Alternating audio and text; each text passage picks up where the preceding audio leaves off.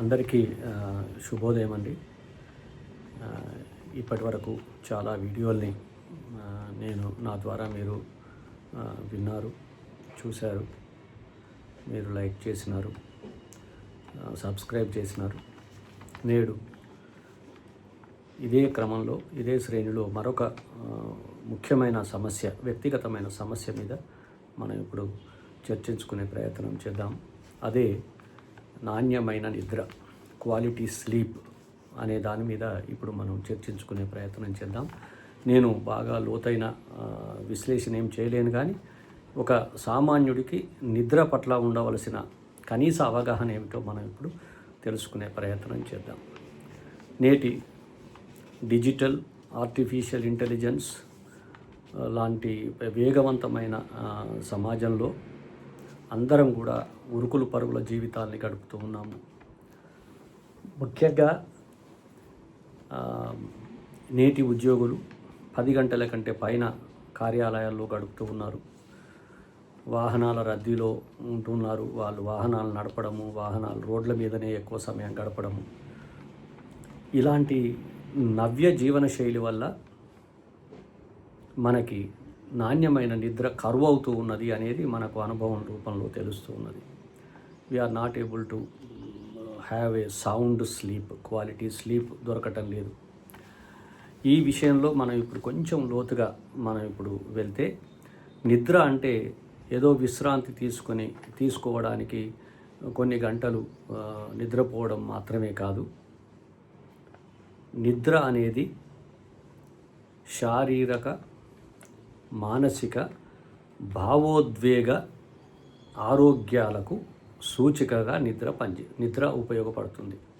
నాణ్యమైన నిద్రపోయే వాళ్ళు, మంచి సౌండ్ స్లీప్ని అనుభవించే వాళ్ళకి physical fitness, mental alertness, emotional balance, ఇవి 3 కూడా సమకూరుతాయని చెప్పి మనకు శాస్త్రం చెబుతూ ఉన్నది.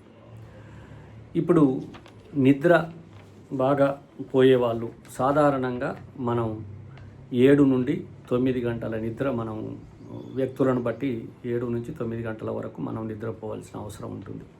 అంటే 7 గంటలు నిద్రపోయే వాళ్ళు రాత్రి 9 గంటలకు పడుకుంటే 4 గంటలకు ఉదయం లేస్తే సరిపోతుంది.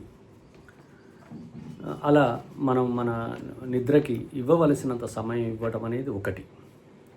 రెండవది, పోయి నిద్రపోవడానికి మంచం ఎక్కగానే వెంటనే నిద్ర వస్తుంది అన్న గ్యారంటీ కూడా లేదు.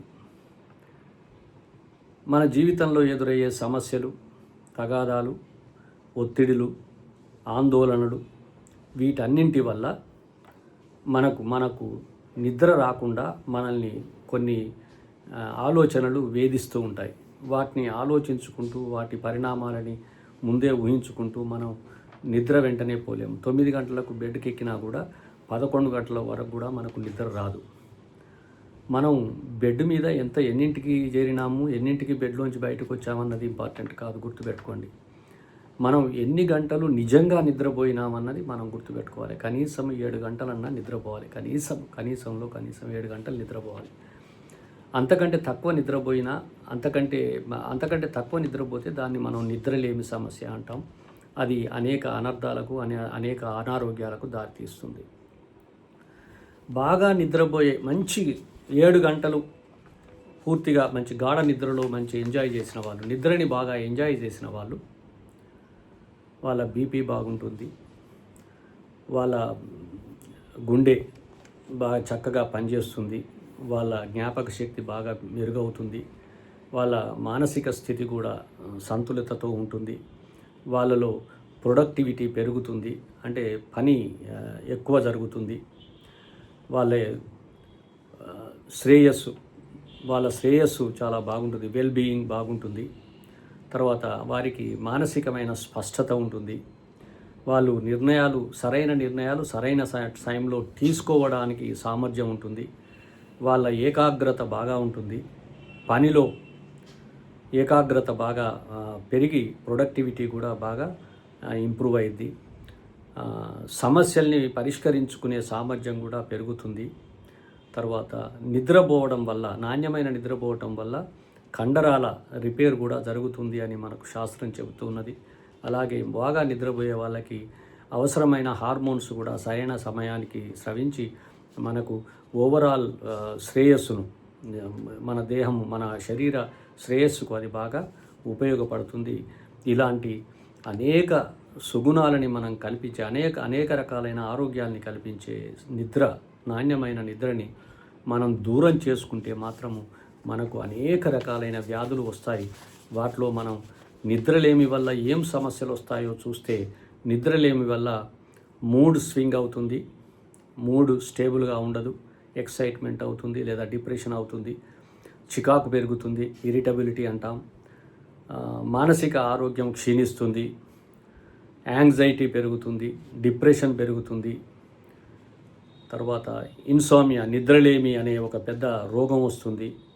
స్లీప్ యాప్నియా అంటారు, ఇది కూడా నిద్రలేమి సమస్యకు సంబంధించింది. రెస్ట్లెస్ లెగ్ సిండ్రోమ్ అంటాం, ఇది కూడా నిద్ర లేకపోవడం వల్ల జరుగుతుంది.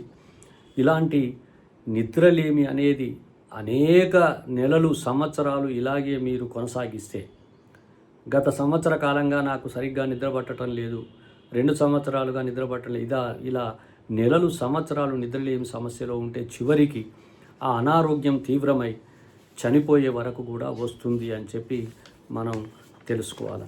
అంత నిద్ర లేకపోవడం అనేది అంత ప్రమాదకరమైంది అని మనం తెలుసుకోవాలి. మరి అందుకనే ఏమంటారంటే, నిద్రలేమి సమస్య నుండి మనం బయటపడడానికి మనం చేయవలసిన పని ఏమిటి అంటే, మన జీవన శైలిలో early to bed early wake up అనేది ఒకటి అలవాటు చేసుకోవాలి. తొందరగా నిద్రపోవటం, సాయంత్రము ఎర్లీ మార్నింగ్ తొందరగా నిద్ర లేవటం. మీరు 7 గంటలు పడుకుంటారా, 8 గంటలు పడుకుంటారా చూసుకోండి. మన శరీరాన్ని బట్టి, మన ఆరోగ్యాన్ని బట్టి మన నిద్ర డిపెండ్ అయి ఉంటుంది. కొందరికి 7 గంటలు సరిపోతుంది, కొందరికి 8 గంటలు పట్టవచ్చు. అది మనం తొందరగా పడుకోవటం, 9 కంటే ముందే పడుకునే ప్రయత్నం చేయండి. 9 గంటలకు పడుకునే ప్రయత్నం చేస్తే 4-5 గంటలకి మళ్ళీ ఎర్లీ మార్నింగ్ లేవచ్చు. ఇది డైలీ రొటీన్గా మనం చేసుకుంటే చాలా బాగుంటుంది. ఈ నిద్ర లేకపోవడానికి ఏమిటి కారణమై ఉంటుంది అంటే, నిద్రలేమి అనేది పనిలో ఒత్తిడి పెరిగితే, కార్యాలయంలో మన పై అధికారులు ఎక్కువ పని మనకి ఇచ్చినట్లయితే, సమయం లేకపోతే మనకు ఒత్తిడి పెరుగుతుంది, ప్రెషర్ పెరుగుతుంది. ఆ ప్రెషర్ వల్ల సాయంత్రం ఇంటికి వచ్చినాక నిద్ర రాదు. అలాగే ఏవైనా సమస్యలు ఉన్నట్లయితే, ఆస్తి తగాదాలు లేదా భూమి తగాదాలు లేదా వ్యక్తిగత తగాదాలు ఏమైనా ఉన్నట్లయితే అవి అనేక సంవత్సరాలు పొడిగిస్తబడతాయి. కాబట్టి ఆ సమస్యలు తొందరగా తేలవు. కాబట్టి వాటిని, ఒకటే సమస్యని 100 సార్లు వగచి మనం అనేక నెలలు, అనేక సంవత్సరాలు మనం నిద్రకి దూరం అవుతాము. అలాగే కొందరికి అనారోగ్య సమస్యలు ఉంటాయి, వాళ్ళకి సరిగ్గా నిద్ర రాదు. అలాగే కొందరికి మానసిక అనారోగ్యం ఉంటుంది, వాళ్ళకు కూడా నిద్ర రాదు. మనం జీవనశైలి కూడా లేటుగా తినడము, లేటుగా నిద్రపోవటము, ఇవి కూడా మన నిద్రలేమికి కారణమవుతాయి. తర్వాత మన అనారోగ్యానికి మనం తీసుకునే మందులు కూడా మన నిద్రలేమికి కారణం కావచ్చు. జన్యుపరమైన కారణాలు కూడా మన నిద్రలేమికి కారణం కావచ్చు. ఆశావహ దృక్పథం లేని వాళ్ళు, నెగటివ్ ఆలోచనలు ఉన్నవాళ్ళు, ఇతరులను చూసి ఈర్ష్యపడేవాళ్ళు, అసూయపడేవాళ్ళు, వాళ్లకు లేదు అన్న బాధ కంటే పక్కవాడికి ఉంది అన్న బాధ ఎక్కువగా ఉండడం వల్ల కూడా ఇది నిద్రలేమి సమస్యకు దారితీస్తుంది. ఇలాంటి నెగటివ్ ఆలోచనలు లేకుండా మన మేక్ స్లీప్ హెల్త్ ఏ ప్రియారిటీ. నిద్ర ఆరోగ్యాన్ని ప్రాధాన్యత క్రమంలో ముందు చూడండి అని. అంటే మీ ఆరోగ్యం బాగుండాలంటే మీరు నిద్రని సరిగ్గా పోవాలా. ఆ నిద్రపోవడం, దాన్నే ఏమంటామంటే క్వాలిటీ నిద్రని మనం 7 గంటలైనా క్వాలిటీ నిద్రని మనం అనుభవించాలి ప్రతిరోజు.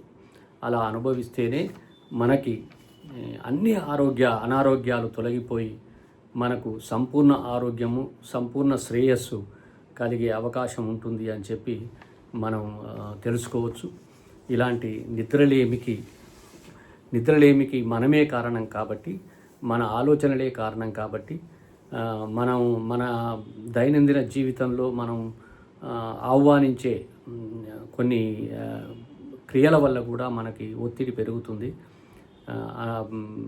అతిగా సంపాదించాలనే ఆరాటము, సంపాదించిన దాన్ని పెంచుకోవాలనే ఆరాటము, సంపాదించిన దాన్ని నిలబెట్టుకోవాలనే ఆరాటం వల్ల నేటి మానవులు నిద్రకి దూరం అవుతున్నారు. నాకు 100 కోట్ల ఆస్తి ఉన్నా కూడా ఏ ఒక్క చిన్న సమస్య, ఏ ఒక్క చిన్న ల్యాండ్ డిస్ప్యూట్ వచ్చినా, ఒక 10 గుంటల ల్యాండ్ డిస్ప్యూట్ వచ్చినా కూడా మనకి సంవత్సరాలుగా అది తేలదు. దానివల్ల మనకు నిద్రలేమి సమస్య వస్తుంది, దానివల్ల అనారోగ్యం వస్తుంది. మనం ఎంత సంపాదించినా సరిగ్గా నిద్రపోనివాడు, నాణ్యమైన నిద్ర లేనివాడు పేదవాడిగానే మనం భావించాలా. ఎవరైతే చక్కగా టైంకు తిని తమ పనిని తను చేసుకొని ఆశావహ దృక్పథంతో బ్రతుకుతూ తన కోసం, తన వారి కోసం, సమాజం కోసం ఎంతో కొంత చేస్తూ టైంకి మానసిక ఒత్తిడి తీసుకోకుండా టైంకి నిద్రపోయి, నాణ్యమైన నిద్రపోయి తిరిగి లేవగలిగిన వాడే అందరికంటే ధనవంతుడు అని చెప్పి మనం అర్థం చేసుకోవాలా. ఎవరైతే నిద్రలేమి సమస్య ఉన్నవాళ్ళు ఉన్నారో వాళ్ళకి ఇది బాగా అర్థమవుతుంది. అలాంటి నిద్రలేమి సమస్య నుండి మనం దూరమై, మనం నిద్రలేమి సమస్యను దూరం పెట్టి మనం మన జీవన శైలిని మార్చుకొని చక్కగా రోజు 7-8 గంటలు మంచి నాణ్యమైన క్వాలిటీ స్లీప్ని మనం పొంది మనం సంపూర్ణ ఆరోగ్యవంతులుగా మన జీవితాల్ని సుసంపన్నం చేసుకుందాం. ఆ దిశలో మనం నేటి నుంచైనా అడుగులు వేద్దామని చెప్పి మిమ్మల్ని మనసారా కోరుకుంటూ, ఈ వీడియో మీరు చూసినందుకు మీకు కృతజ్ఞతలు. దీన్ని లైక్ చేయండి, షేర్ చేయండి, నన్ను ప్రోత్సహించండి. ఇలాంటిదే మరో అంశంతో మీ ముందుకు వస్తానని చెప్పి నేను మీ దగ్గర సెలవు తీసుకుంటూ నమస్తే.